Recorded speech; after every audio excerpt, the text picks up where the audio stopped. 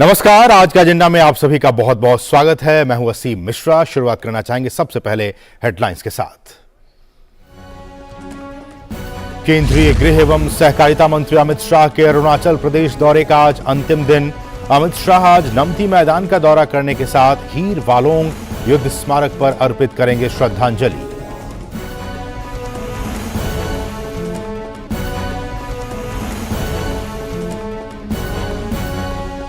Covid संक्रमण से निपटने की तैयारियों को परखने के लिए किए जा रहे 2 दिवसीय देशव्यापी मॉक ड्रिल का आज अंतिम दिन। अस्पतालों में कोविड के रोकथाम और प्रबंधन के लिए उपलब्ध संसाधनों की तैयारियों की जा रही है समीक्षा।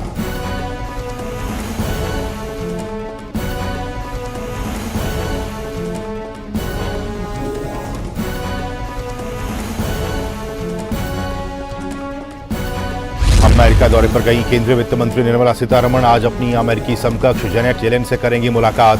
दोनों नेताओं के बीच परस्पर हित से जुड़े तमाम मुद्दों पर होगी चर्चा।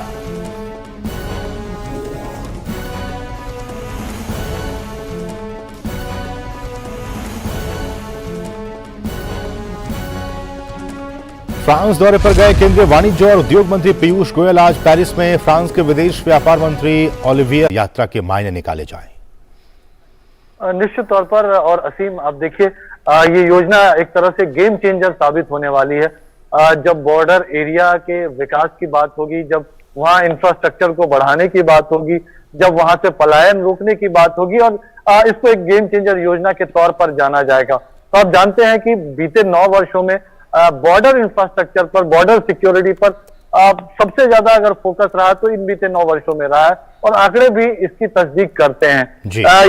ये मोदी का एक तरह से विजन था कि बॉर्डर का जो गांव है उसको आखिरी गांव नहीं समझा जाए। और देखिए, बीते वर्षों में बीती सरकारों के दौरान ये एक नजरिया था। आपको पता है कि यूपीए के रक्षा मंत्री ए.के. एंटनी ने कहा था कि सरकार की ये सोच थी कि बॉर्डर एरिया में अगर इंफ्रास्ट्रक्चर को डेवलप करेंगे तो कहीं सीमावर्ती क्षेत्र से दुश्मन न प्रवेश कर जाए। तो किस तरह का एक नजरिया पहले हुआ करता था, उसके उलट हम जानते हैं कि आज न सिर्फ रिकॉर्ड संख्या में सड़कों का, पुलों का, टनल्स का निर्माण किया गया है, बल्कि आप देखिए करीब 450 नए बॉर्डर आउटपोस्ट बनाए गए हैं, आईटीबीपी की एडिशनल बटालियन। लेकिन सिर्फ सिक्योरिटी नहीं, बल्कि इस प्रोग्राम के तहत जो बॉर्डर एरियाज में लोग रहते हैं उन तक सबसे ज्यादा सुविधाएं पहुंचे। जो आप देश की राजधानी, किसी राज्य की राजधानी में जो सुविधाएं होती हैं, उस तरह की सुविधाएं वहां पहुंचे, वहां रोजगार के अवसर बढ़े, पर्यटन का वहां विकास हो। तो इस मकसद के साथ इस योजना को लॉन्च किया गया, और स्थान भी काफी अहम है। देखिए, अरुणाचल प्रदेश का जो सबसे पहला गांव पीएम मोदी के शब्दों में कहे तो किबिथु से जाके इस योजना को लॉन्च किया गया। तो एक स्पष्ट संदेश है हमारे पड़ोसी मुल्कों के लिए कि भारत में पहले की सरकारों ने जो कुछ किया, लेकिन आज की सरकार उसका सबसे ज्यादा फोकस सीमावर्ती इलाकों पर है, सीमावर्ती इलाकों में रहने वाले लोगों पर है। तो ये बहुत स्पष्ट संदेश, तो एक संदेश सीमावर्ती लोगों के लिए, और कई संदेश हमने देखा कि कल गृह मंत्री अमित शाह ने पड़ोसी चीन के लिए भी दिए। और साथ ही साथ सुधाकर, जैसा कि अमित शाह ने कहा कि विलेज प्रोग्राम, जो वाइब्रेंट विलेज प्रोग्राम, उसके जरिए वहाँ जो बॉर्डर इलाके में जो गांव हैं, वहाँ के जो निवासी हैं, जो बाशिंदे हैं, वो पलायन न करें, वो एक जगह से दूसरी जगह ना जाएं, वो वहीं पर रहें, वहीं पे उन्हें सारी चीज़ें उपलब्ध कराई जाएंगी, ताकि एक तो उनका अपलिफ्टमेंट हो सके, और दूसरी सिक्योरिटी के लिहाज से भी जो ग्राउंड जीरो के जो लोग हैं, जो वहाँ के स्थानीय निवासी हैं, वो भी भारत की सिक्योरिटी के लिए काफ़ी अहम रोल प्ले कर सकते हैं। बिल्कुल। देखिए, और हम जानते हैं कि एक तरह से वो आंख और कान होते हैं बॉर्डर एरियाज में जो लोग रहते हैं, और उनकी देशभक्ति जो हिंटरलैंड में, जो देश के भीतरी उनसे कहीं ज्यादा, क्योंकि वो सीमावर्ती इलाकों में सबसे करीब से वो तमाम चीजों को देखते हैं। अगर उनको वहां अपने गांव में ही वो सारी सुविधाएं जो मिल जाए, चाहे इंफ्रास्ट्रक्चर की बात हो, उनके रोजगार की व्यवस्था की बात हो। अब देखिए, पर्यटन को विकसित करने की योजना बनाई गई है। हिमाचल प्रदेश हो, केंद्र शासित प्रदेश लद्दाख हो, उत्तराखंड हो, सिक्किम हो, असम हो, और अरुणाचल प्रदेश हो, इन तमाम इलाकों में जो 46 जिलों के 2967 गांवों का चयन किया गया, जो सीधे बॉर्डर से लगे हुए हैं, और एक होलिस्टिक अप्रोच के साथ हर घर में हर तरह की सुविधा मौजूद हो, हर घर के लोगों को रोजगार मिल सके, इस सोच के साथ करीब 4800 करोड़ रुपए की का जो बूस्ट एक तरह से कह सकते हैं, अन्य योजनाओं के जरिए बीएडीपी जैसी योजनाएं ऑलरेडी चल रही हैं, सिक्योरिटी रिलेटेड एक्सपेंडिचर ऑलरेडी हो रहे हैं, जो पैरामिलिट्री फोर्सेस पर जो खर्च हो रहा है वो सब हो ही रहे। इसके अलावा ये 4800 करोड़ रुपए का और जो बूस्ट कह सकते हैं, तो निश्चित तौर पर एक समयबद्ध तरीके से इसको विकसित करने की योजना और एक पर्यटन के बड़े केंद्र के रूप में ये बॉर्डर विलेजेस विकसित हो सकते हैं। तो उस उद्देश्य के साथ इनका विकास हो रहा है और निश्चित तौर पर आने वाले समय में जिस तरह की योजना ये बनाई गई है तो गेम चेंजर साबित होने वाली है। करीब 1500 गांव असीम पहले चरण में उनका चयन किया गया जिनका विकास होगा वाइब्रेंट विलेज प्रोग्राम के तहत। बिल्कुल बहुत ही महत्वपूर्ण ये दौरा अमित शाह का, केंद्रीय गृह मंत्री का, अरुणाचल प्रदेश का। बहुत बहुत शुक्रिया सुधाकर, इन तमाम ताज़ा अपडेट्स को हम तक पहुंचाने के लिए बहुत बहुत शुक्रिया। बढ़ेंगे आगे, दूसरी अहम खबरों की तरफ बात करेंगे कोविड की। कोविड संक्रमण से निपटने की तैयारियों को परखने के लिए किए जा रहे 2 दिवसीय देशव्यापी मॉक ड्रिल का आज अंतिम दिन है। कल से शुरू हुए इस मॉक ड्रिल के तहत आज भी देश भर के चुनिंदा अस्पतालों में कोविड के रोकथाम और प्रबंधन के लिए उपलब्ध संसाधनों की तैयारियों का आकलन किया जाएगा। इस दौरान चिकित्सा संस्थानों में कोविड प्रबंधन तैयारी के लिए उपलब्ध बेड, एम्बुलेंस उपकरण, दवाएं और कार्यबल का परीक्षण किया जाएगा। इसके साथ ही ऑक्सीजन आपूर्ति उपकरणों और जीवन रक्षक उपकरणों मॉक ड्रिल कर उनकी क्रियाशीलता सुनिश्चित की जाएगी। वहीं केंद्रीय स्वास्थ्य मंत्री डॉक्टर मनसुख मांडविया ने कल दिल्ली के आरएमएल अस्पताल में मॉक ड्रिल का जायजा लिया और स्वास्थ्य कर्मियों से बातचीत की। इस दौरान उन्होंने कोविड के रोकथाम और प्रबंधन के लिए उपलब्ध संसाधनों मसलन जैसे कि दवा, आईसीयू बेड और मेडिकल ऑक्सीजन की उपलब्धता का भी आकलन किया। हम अपने सहयोगी नितेंद्र सिंह से इस विषय पर बातचीत करेंगे, लेकिन उससे पहले रुकेंगे एक छोटे से ब्रेक के लिए। आप देखते रहिए डीडी न्यूज। शुरू करो, डालो बुनियाद, घर महल नजर आएगा। वंडर लाइए, वंडर अपनाइए, फर्क नजर आएगा। वंडर सीमेंट, फर्क नजर आएगा। हम कोविड की तैयारियों को लेकर बातचीत कर रहे हैं। कल मॉक ड्रिल किया गया, आज भी किया जाएगा, आज उसका अंतिम दिन है। क्या है स्टेट ऑफ रेडीनेस भारत की इस वक्त? हमारे सहयोगी नितेंद्र बने हुए हैं। Nitendra, state of the readiness क्या है? भारत कितना तैयार है? मॉक ड्रिल कल हुआ, आज भी किया जाएगा, हम कितने तैयार हैं कोविड से निपटने के लिए? असीम, भारत पहले भी तैयार था, आज भी तैयार है, भविष्य की चुनौतियों को लड़ने के लिए भी तैयार है। भारत पूरी तरीके से तैयार है और यही वजह है कि 2 दिन का मॉक ड्रिल रखा गया है कि अस्पतालों को एक बार फिर से तैयार रखा जाए। उनके जो संसाधन है, चाहे वो ऑक्सीजन के बेड हो, ऑक्सीजन से रिलेटेड केसेस प्लांट हो, या फिर दवाओं की बात हो, या फिर जो टेस्टिंग किट की बात हो, और जो डॉक्टर है, नर्सेज है, पहले से ट्रेंड है इस मामले में, तो उनको भी 15 दिन का रोटेशन के तहत ड्यूटी लगाई जा रही है। और कोशिश ये किया जा रहा है कि व्यक्तिगत अस्पताल के संसाधन बेहतर तरीके से काम करें, साथ ही साथ जनता में जागरूकता भी जाए कि हाँ, कोविड के मामले भी बढ़ रहे हैं। अगर वो थोड़ा सा सावधानी बरतेंगे, प्रोटोकॉल का पालन करेंगे, तो मामला थोड़ा कुछ ही दिन बाद ये डाउन हो जाएगा, कम हो जाएगा और अस्पताल में भर्ती होने की जरूरत नहीं पड़ेगी। पूरी तरीके से तैयारी है। कल जो प्रदेश भर के कई राज्यों में मॉक ड्रिल हुआ, उसके अच्छे नतीजे स्वास्थ्य मंत्रालय को मिले हैं, सांसद रिपोर्ट है। और आज कुछ राज्यों में मॉक ड्रिल होने वाला है, जिसमें दिल्ली भी शामिल है। दिल्ली के अस्पतालों में आज मॉक ड्रिल किया जाएगा। तो इस तरह के तरीके से पूरी तरीके से अस्पताल लड़ने के लिए तैयार है, देश बिल्कुल तैयार है। और इसकी हम समझते हैं कि नौबत नहीं आएगी ऐसी, क्योंकि जनता जो अक्सर लोग हम जानते हैं कि इस वायरस को कैसे हराया जाता है। अगर हम मास्क पहनेंगे, कोविड प्रोटोकॉल का पालन करेंगे, हाथ धोते रहेंगे, तो निश्चित तौर पर इस मामले को जल्द से जल्द कम कर पाए। नितेंद्र, लॉजिस्टिक्स के लेवल पे हम कितने तैयार हैं? चाहे वो आईसीयू बेड्स की बात हो, मेडिकल ऑक्सीजन की बात हो, जो दवाएं हैं उनकी बात हो, इसके लिए लॉजिस्टिक्स के लेवल पे भारत कितना तैयार है? पूरी तरीके से देखिए, पिछले 2 साल में डेडिकेटेड कोविड सेंटर है, डेडिकेटेड कोविड के लिए बेड है, आईसीयू बेड है, ऑक्सीजन सपोर्टेड बेड है, इसकी कोई कमी नहीं है। लॉजिस्टिक पे तो वर्ल्ड क्लास हमारे पास व्यवस्था है हर तरह से। और आपने देखा कि दुनिया के बाकी देश, जहाँ बड़े बड़े देश जो विकसित देश है, उनकी हालत खराब हो गई, भारत ने बहुत ही बेहतर काम किया। भारत में whole of government approach, whole of society approach के तहत काम किया है और पूरी तरीके से तैयारी भारत सरकार के पास की है, राज्य सरकार के पास की है। और यही वजह है कि आपने देखा कि ड्रिल के पीछे मकसद भी यही है कि एक बार फिर से थोड़ा सा हम लोग अपनी कमर को जो है एक तरह से कस ले और इस लड़ाई को एकदम अच्छे तरीके से लड़े।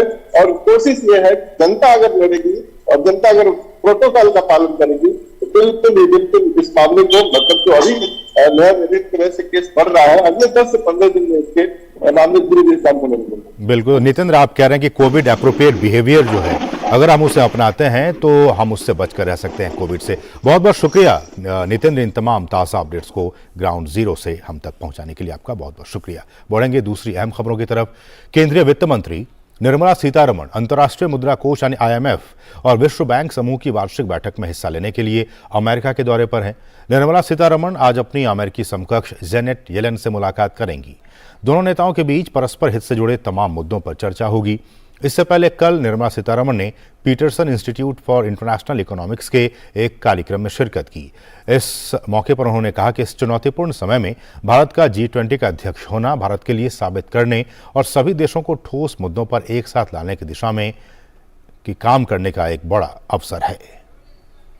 India has shown very clearly its initiative is working out well in pursuing with countries and agreeing to have FTAs with them.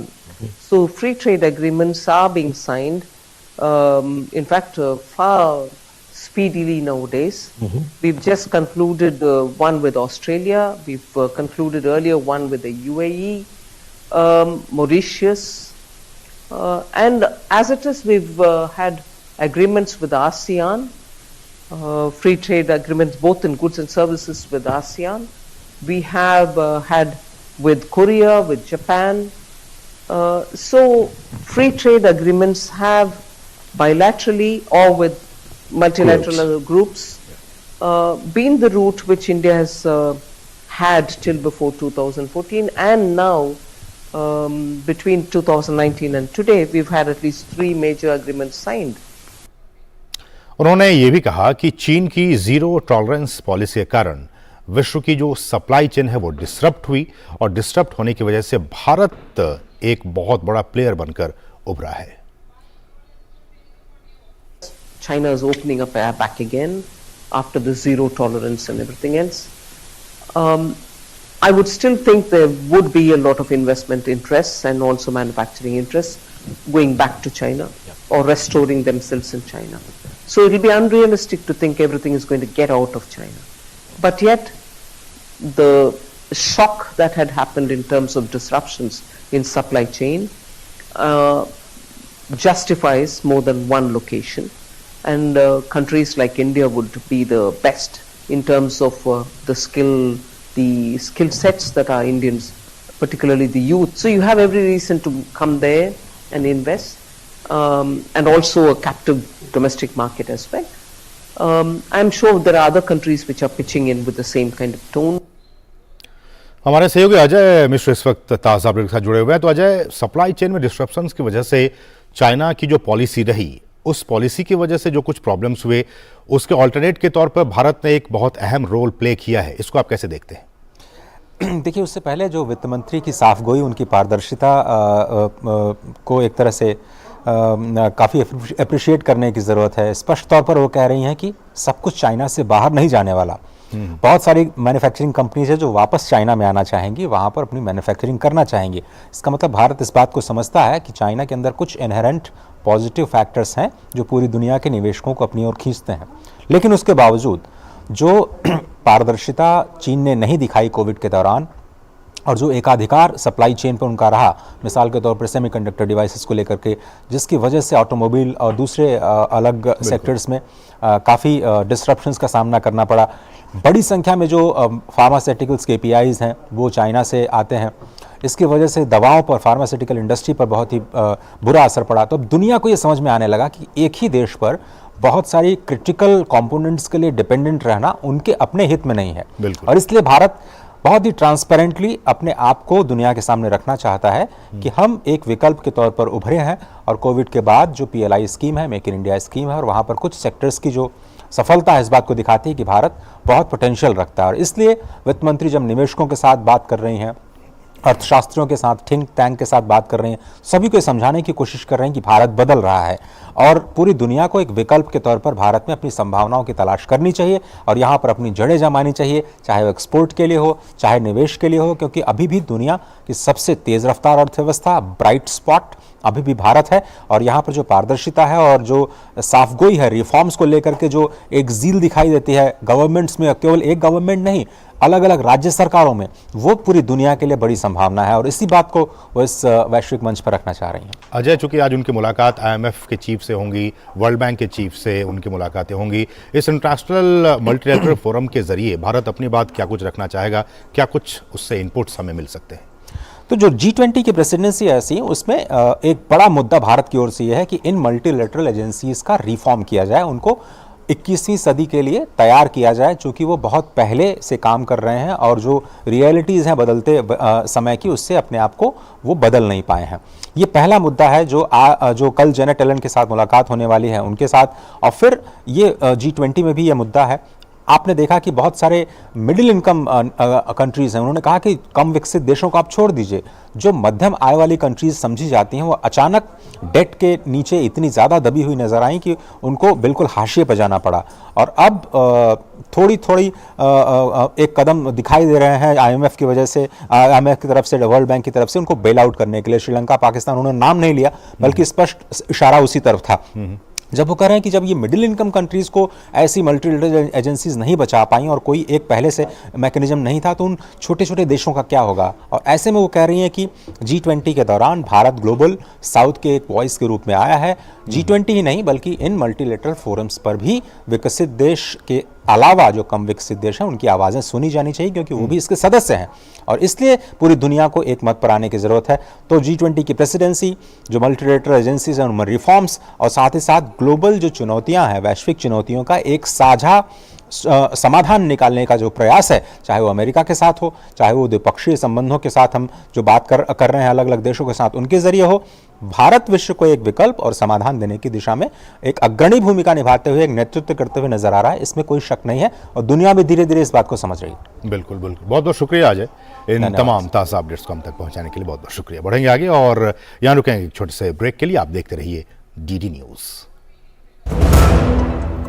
शुरू करो, डालो बुनियाद, घर महल नजर आएगा, वंडर लाइए, वंडर अपनाइए, फर्क नजर आएगा, वंडर सीमेंट, फर्क नजर आएगा। और ब्रेक के बाद आपका फिर से स्वागत है। केंद्रीय वाणिज्य और उद्योग मंत्री पीयूष गोयल फ्रांस के दौरे पर हैं। पीयूष गोयल आज पेरिस में फ्रांस के विदेश व्यापार मंत्री ओलिवियर बेख्त के साथ भारत फ्रांस व्यापार शिखर सम्मेलन की सह अध्यक्षता करेंगे। भारत फ्रांस मैत्री के 25 वर्ष पूरे होने के उपलक्ष्य में भारत फ्रांस व्यापार शिखर सम्मेलन आयोजित किया जा रहा है। शिखर सम्मेलन में हरित भविष्य के निर्माण, उभरती प्रौद्योगिकियों, रक्षा सहयोग और भारत प्रशांत क्षेत्र में सहयोग सहित कई विषयों पर ध्यान केंद्रित किया जाएगा। पीयूष गोयल का विभिन्न क्षेत्रों में फ्रांसीसी व्यापार जगत के दिग्गजों के साथ भी बैठक करने का कार्यक्रम है। वो CEO के राउंड टेबल सम्मेलन में भी हिस्सा लेंगे। फ्रांस के मंत्री ओलिवियर बेख्त के साथ पीयूष गोयल एक ऐसे कार्यक्रम में हिस्सा लेंगे जो भारत की सांस्कृतिक विरासत और सॉफ्ट पावर का प्रदर्शन करेगा और इसमें 600 से अधिक फ्रांस सरकार के गणमान्य व्यक्तियों, फ्रांस में भारतीय कारोबारी समुदाय और फ्रांसीसी व्यापार समुदाय के सदस्यों की भागीदारी होने की उम्मीद है। बाद में वो इटली के रोम जाएंगे, जहां वे उप प्रधानमंत्री और विदेश एवं अंतर्राष्ट्रीय सहयोग मंत्री एंटोनियो तजानी से मुलाकात करेंगे। उनका द्विपक्षीय बैठकों के लिए शीर्ष इटालवी CEO से मिलने का भी कार्यक्रम है, जिसके बाद CEO इंटरैक्टिव बिजनेस सेशन होगा, जिसमें 35 CEO के भाग लेने की उम्मीद है। इस यात्रा से यूरोपीय क्षेत्र में भारत के प्रमुख व्यापारिक भागीदारों के साथ द्विपक्षीय संबंधों को और मजबूती मिलने की उम्मीद है।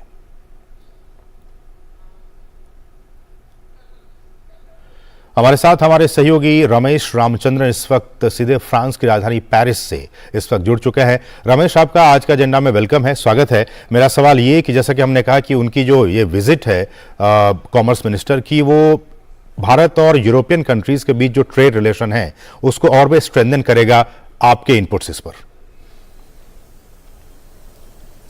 जी बिल्कुल असीम, जैसा आप बता रहे थे हमारे दर्शकों को, भारत और फ्रांस के जो रिश्ते हैं वो 75 साल पुराने हो गए हैं।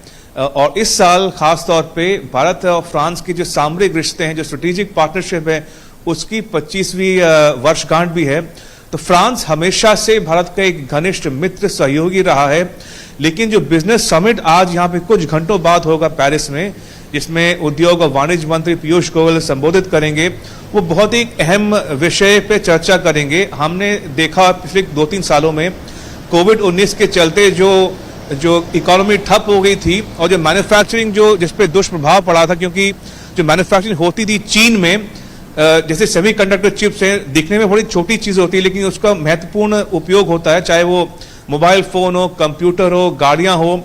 तो पिछले 2-3 सालों में उसकी सप्लाई बंद हो गई थी करीब करीब। तो ये जी रमेश, जी रमेश, आप कुछ डिस्ट्रप्शंस हैं, कुछ टेक्निकल डिस्ट्रप्शंस हैं, आपकी आवाज़ हम तक नहीं पहुंच पा रही है। लेकिन जैसा कि हम अपने दर्शकों को बता रहे हैं कि पीयूष गोयल केंद्रीय वाणिज्य और उद्योग मंत्री फ्रांस के दौरे पर हैं। उनका बहुत ही महत्वपूर्ण ये दौरा है। भारत फ्रांस व्यापार शिखर सम्मेलन की वो सह अध्यक्षता करेंगे और इसमें भारत और फ्रांस के जो व्यापारिक संबंध हैं, उम्मीद की जा रही है कि इस यात्रा के बाद से वो और भी मजबूत होंगे। 25 वर्ष दोनों ही देशों के जो दोस्ती के जो रिश्ते हैं उनके वो पूरे हुए हैं। रमेश, आप हमारे साथ बने हुए हैं? यहाँ बिजनेस समिट में कुछ घंटों बाद चर्चा होगी। जी जी रमेश, कंटिन्यू, आप अपनी बात पूरी कीजिए। जी, तो जैसा मैं बता रहा था कि तो पिछले 25 सालों में 1998 के बाद जब पहली बार उस समय के प्रधानमंत्री अटल बिहारी वाजपेयी ने ये समझौता किया था फ्रांस के साथ स्ट्रेटेजिक पार्टनरशिप का, तो पिछले 25 सालों में हमने देखा कि फ्रांस और भारत के रिश्ते बहुत ही प्रगाढ़, बहुत ही सुदृढ़ हो गए हैं। चाहे वो रक्षा क्षेत्र हो, चाहे वो क्लीन एनर्जी हो या ग्रीन फ्यूचर की बात हो। इसके अलावा जैसे मेक इन इंडिया, प्रधानमंत्री नरेंद्र मोदी का जो कार्यकाल में पिछले 9 सालों में 2 अहम फोकस केंद्र बिंदु रहे, एक मेक इन इंडिया और एक आत्मनिर्भर भारत। तो इन दोनों विषयों पे भारत चाहता है कि फ्रेंच कंपनियां आगे बढ़कर भारत में निवेश करें, भारत को एक मैन्युफैक्चरिंग हब के तौर पे उपयोग में लाएं, ताकि पूरे विश्व को इससे फायदा हो। और जैसे कोविड-19 के चलते जो दिक्कतें सामने आई थी वो शायद आने वाले दिनों में ना हो। तो इस बिजनेस समिट में यहाँ पे करीब 40 से 50 फ्रेंच सीईओज, टॉप सीईओज भाग लेंगे। भारत की तरफ से जैसे इंडियन कंपनीज हैं, एयरटेल है, टाटा है, जीएमआर है, और फ्रांस की तरफ से नवाल ग्रुप है, सनोफी है, साफरान है, ये सब यहाँ पे इस समिट में भाग लेंगे और इनकी मुलाकात भी होगी मंत्री पीयूष गोयल के साथ। तो अभी हाल ही में पीयूष गोयल मंत्री हमारे जो हैं, उन्होंने अपना नया विदेश नीति का ऐलान किया था। तो उसके चलते जो भारत चाहता है कि ऐसे जो मंत्री जो हैं भारत की तरफ से अन्य देशों में जाएं और वहां की कंपनियों को प्रोत्साहित करें कि भारत में आके निवेश करें। तो आज का जो बिजनेस समिट है उस और एक और महत्वपूर्ण कदम रहेगा। बिल्कुल बिल्कुल, बहुत बहुत शुक्रिया, lot of thanks Ramesh Ramachandran from Paris. आपका बहुत बहुत शुक्रिया इन तमाम ताज़ा अपडेट्स को पेरिस से हम तक पहुंचाने के लिए। इसके साथ ही आज का एजेंडा के इस अंक में बस इतना ही। मुझे और हमारी पूरी टीम को दीजिए अनुमति। नमस्कार।